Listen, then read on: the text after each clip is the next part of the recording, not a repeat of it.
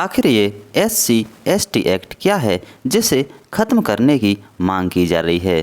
तो बिल्कुल एंड तक बने रहिए, हम लोग बारीकी से जानने की कोशिश करते हैं। SC/ST एक्ट, जिसे हरिजन एक्ट भी कहते हैं, जिसे आधिकारिक तौर पर अनुसूचित जाति और अनुसूचित जनजाति अत्याचार निवारण अधिनियम 1989 कहा जाता है। भारत में अनुसूचित जातियों और जनजातियों के खिलाफ होने वाले अत्याचारों को रोकने के लिए इस कानून को बनाया गया था।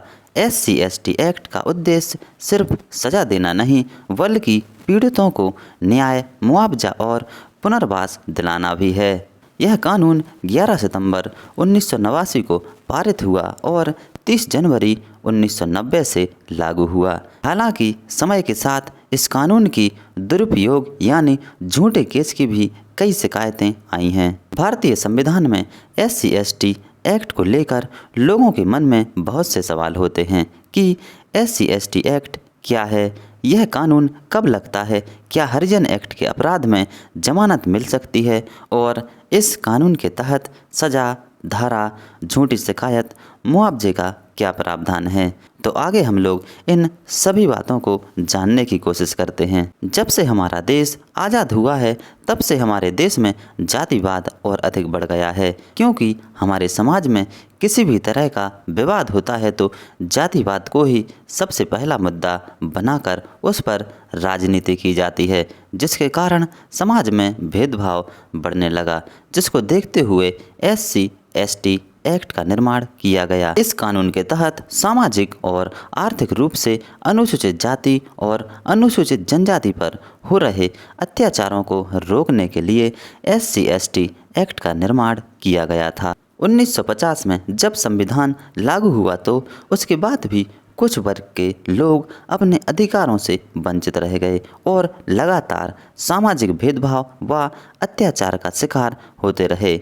SC/ST एक्ट को हरिजन एक्ट के नाम से भी जाना जाता है। जब ऐसे वंचित वर्गों के लोग अपने अधिकारों की मांग करते और अपने साथ हो रहे किसी गलत बात का विरोध करते तो प्रभावशाली वर्ग के लोग उन्हें डराने और अपमान करने की कोशिश करते थे एवं प्रभावशाली समाज द्वारा उन्हें प्रताड़ित किया जाता था। इसलिए 30 जनवरी 1990 को जम्मू कश्मीर को छोड़कर पूरे देश में SC/ST एक्ट को लागू कर दिया गया था। इसके बाद अप्रैल 2016 में केंद्र की मोदी सरकार द्वारा इस कानून को और सख्त करने के लिए कुछ संशोधन किए गए। इन संशोधनों के साथ 14 अप्रैल 2016 को इस कानून को फिर से लागू कर दिया गया। इस अधिनियम का प्राथमिक उद्देश्य इन ऐतिहासिक रूप से हाशिए पर पड़े समुदायों के अधिकारों की रक्षा करना और उन्हें जाति आधारित भेदभाव व उत्पीड़न और हिंसा से बचाना है। इसके तहत अपराधों के त्वरित परीक्षण के लिए विशेष अदालतों की स्थापना का प्रावधान करते हैं और यह अनुसूचित जाति, अनुसूचित जनजाति के व्यक्तियों के अधिकारों का उल्लंघन करने वालों के लिए विभिन्न अपराधों और दंडों को भी निर्दिष्ट करते हैं। अनुसूचित जाति और अनुसूचित जनजाति भारत में ऐतिहासिक रूप से वंचित और हाशिए पर रहने वाले समुदायों के समूह हैं, जिन्हें भारत सरकार द्वारा उनके सामाजिक आर्थिक विकास और भेदभाव से सुरक्षा सुनिश्चित करने के लिए नामित किया गया है। शेड्यूल कास्ट को दलित के रूप में भी जाना जाता है, एक शब्द जिसका अर्थ है उत्पीड़ित या टूटा हुआ। वे ऐसे व्यक्ति हैं जिन्हें परंपरागत रूप से हिंदू जाति व्यवस्था में अछूत माना जाता है और सदियों से भेदभाव और बहिष्कार का सामना करना पड़ा।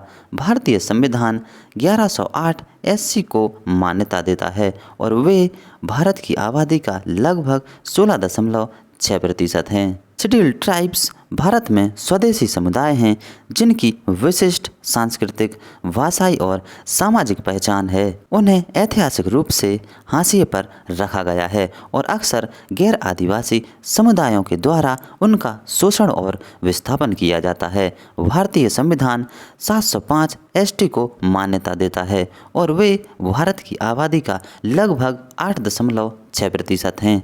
SC/ST एक्ट या हरिजन एक्ट उस व्यक्ति पर लागू होता है जो अनुसूचित जाति यानी SC या अनुसूचित जनजाति यानी ST वर्ग के व्यक्ति के साथ जाति के आधार पर भेदभाव, अपमान, हिंसा या अत्याचार करता है। यह कानून अनुसूचित जाति और अनुसूचित जनजाति अत्याचार निवारण अधिनियम 1989 के तहत बनाया गया है ताकि समाज के इन वर्गों को सुरक्षा और न्याय मिल सके। आइए इस एक्ट के कुछ और मुख्य अपराधों के बारे में जानते हैं। इसमें अनुसूचित जाति और अनुसूचित जनजाति के सदस्यों के खिलाफ बलात्कार, हमला, अपहरण और हत्या जैसे अपराध शामिल हैं। इस तरह के अपराधों के लिए 6 महीने से 5 साल तक की कैद और जुर्माने का प्रावधान है। इसमें लोक सेवक द्वारा कर्तव्यों की उपेक्षा, कार्यस्थल और निवास के स्थानों के निरीक्षण में जानबूझकर चूक करना और अपराध दर्ज करने से इनकार करना शामिल है। इस तरह के अपराधों के लिए 6 महीने से 1 साल तक की कैद और जुर्माने का प्रावधान है। इसमें SC/ST के सदस्यों के खिलाफ झूठे मामले दर्ज करना शामिल है।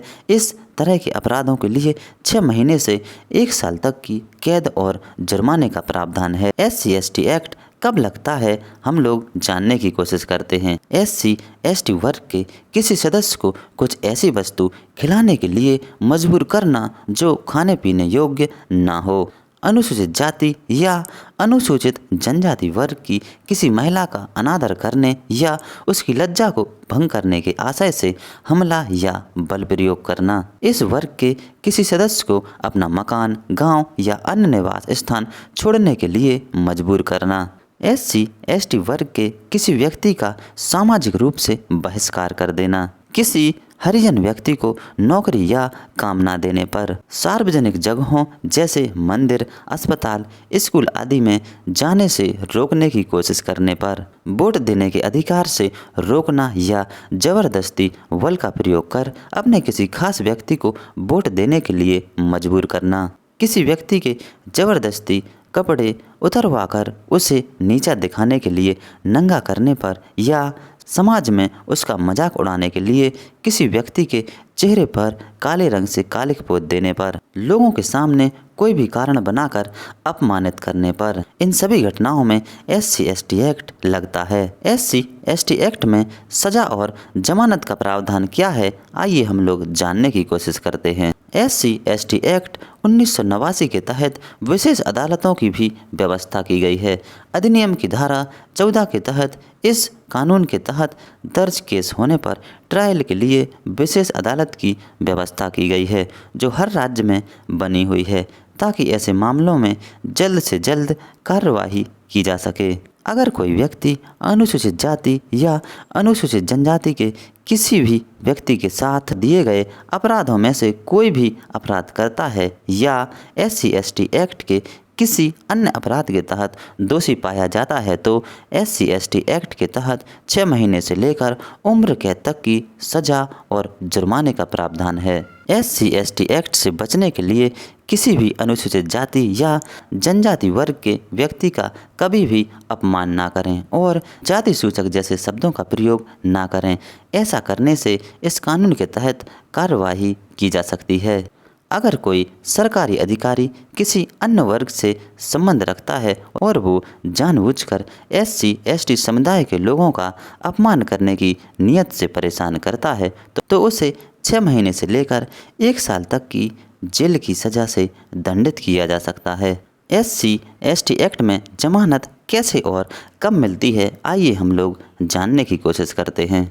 अगर SC/ST एक्ट के तहत किसी व्यक्ति के खिलाफ केस दर्ज होता है तो यह एक संज्ञेय श्रेणी का अपराध माना जाता है। इस केस में पहले अग्रिम जमानत का प्रावधान नहीं था, लेकिन संशोधन के बाद यह फैसला किया गया है कि मजिस्ट्रेट द्वारा विचार करने के बाद इस केस में जमानत दी जा सकती है। यदि पुलिस द्वारा किसी व्यक्ति की गिरफ्तारी की जाती है तो पुलिस को गिरफ्तारी के 60 दिन के अंदर ही चार्जशीट दाखिल करनी आवश्यक होती है। पुलिस द्वारा चार्जशीट दाखिल करने के बाद ही कार्यवाही विशेष अदालत के द्वारा की जाती है। आइए हम लोग जानने की कोशिश करते हैं कि SC/ST एक्ट के तहत मुआवजे का प्रावधान क्या है। इस वर्ग के किसी भी व्यक्ति के साथ कोई भी अपराध होता है तो अनुसूचित जाति के व्यक्ति द्वारा एफआईआर दर्ज कराने पर मुआवजे के तहत सामान्यतः अपराध साबित होने पर उत्पीड़ित व्यक्ति को 40,000 रुपये से लेकर 5 लाख रुपए तक आर्थिक सहायता दिए जाने का प्रावधान है। SC/ST एक्ट का दुरुपयोग किस तरीके से किया जा रहा है, थोड़ा इसके बारे में भी हम लोग जान लेते हैं। इसका मुख्य उद्देश्य अनुसूचित जाति और अनुसूचित जनजाति के लोगों के खिलाफ अत्याचार और भेदभाव को रोकना है, लेकिन कुछ ऐसे उदाहरण सामने आए हैं जहां अधिनियम का दुरुपयोग किया गया है। दुरुपयोग के सामान्य रूपों में से एक गैर SC/ST समुदायों के व्यक्तियों के खिलाफ झूठे केस दर्ज कराना है, बदला लेने या व्यक्तिगत दुश्मनी निपटाने के इरादे से किया जाता है। ऐसे झूठे मामले निर्दोष लोगों की प्रतिष्ठा और आजीविका को बर्बाद कर सकते हैं। भूमि और संपत्ति विवादों को निपटाने के लिए दुरुपयोग का एक अन्य रूप इस अधिनियम का उपयोग है। ऐसे मामलों में गैर अनुसूचित जाति जनजाति समुदायों के व्यक्तियों पर उनकी जमीन या संपत्ति हड़पने के लिए झूठे आरोप लगाए जाते हैं। यह ध्यान रखना महत्वपूर्ण है कि इस तरह का दुरुपयोग न केवल निर्दोष व्यक्तियों को नुकसान पहुंचाता है, बल्कि अधिनियम के उद्देश्य को भी कमजोर करता है। इसलिए यह महत्वपूर्ण है कि इस एक्ट को निष्पक्ष और न्यायपूर्ण तरीके से लागू किया जाए और झूठे मामलों से सख्ती से निपटा जाए। साथ ही शेड्यूल्ड कास्ट शेड्यूल्ड ट्राइब्स समुदाय के बीच इसके बारे में जागरूकता पैदा करना भी महत्वपूर्ण है, ताकि वे अपने अधिकारों की रक्षा के लिए प्रभावी ढंग से और उचित रूप से उपयोग कर सकें। SC/ST एक्ट के दुरुपयोग पर सुप्रीम कोर्ट के निर्देश। नेशनल क्राइम रिकॉर्ड ब्यूरो के आंकड़ों के मुताबिक देश भर में 2013 में कुल 11,060 ऐसे केस दर्ज हुए जो SC/ST एक्ट के तहत थे। इनमें से जांच के दौरान 935 शिकायतें पूरे तरह से गलत पाई गईं। इस तरह के बहुत सारे सुप्रीम कोर्ट के पास ऐसे केस आने लगे थे, इसलिए सुप्रीम कोर्ट द्वारा कुछ निर्देश जारी किए गए हैं जो इस प्रकार हैं। SC/ST एक्ट के मामलों की जांच कम से कम डिप्टी SP रैंक के अधिकारी द्वारा की जाएगी। किसी पर केस दर्ज होने पर उसे अग्रिम जमानत भी दी जा सकती है। अग्रिम जमानत देने या ना देने का अधिकार मजिस्ट्रेट के पास ही होगा। यदि कोई भी सरकारी अधिकारी पर SC/ST एक्ट का केस दर्ज करवाता है तो केस दर्ज होने के बाद उस अधिकारी की गिरफ्तारी बिना उसके विभाग की इजाज़त के नहीं होगी। अगर किसी भी साधारण व्यक्ति पर SC/ST एक्ट का केस दर्ज होता है तो उसको अरेस्ट करने के लिए पुलिस को पहले SP से अनुमति लेनी होगी। SC/ST एक्ट लागू करने की जिम्मेदारियां क्या हैं, आइए हम लोग जानने की कोशिश करते हैं। SC/ST एक्ट को लागू करना राज्य सरकारों की जिम्मेदारी है। इसके प्रभावी कार्यान्वयन को सुनिश्चित करने के लिए विभिन्न स्तरों पर अधिकारियों की नियुक्ति का प्रावधान करता है। इन अधिकारियों में जिला मजिस्ट्रेट, उप विभागीय मजिस्ट्रेट, पुलिस उपाधीक्षक और पुलिस निरीक्षक शामिल हैं। इस अधिनियम के कार्यान्वयन की निगरानी करने और अत्याचार की शिकायतों की जांच करने के लिए अनुसूचित जाति और अनुसूचित जनजाति के लिए एक राष्ट्रीय आयोग की स्थापना का भी प्रावधान करते हैं। SC/ST एक्ट से बचाव कैसे करें? अगर कोई व्यक्ति झूठे SC/ST एक्ट के केस में फंस रहा है तो उसे ये कदम उठाने चाहिए। अगर मामला झूठा है तो गवाहों के बयान, CCTV फुटेज, कॉल रिकॉर्डिंग या अन्य सबूत इकट्ठा करें जिससे साबित हो सके कि आपने कुछ ऐसा नहीं किया है।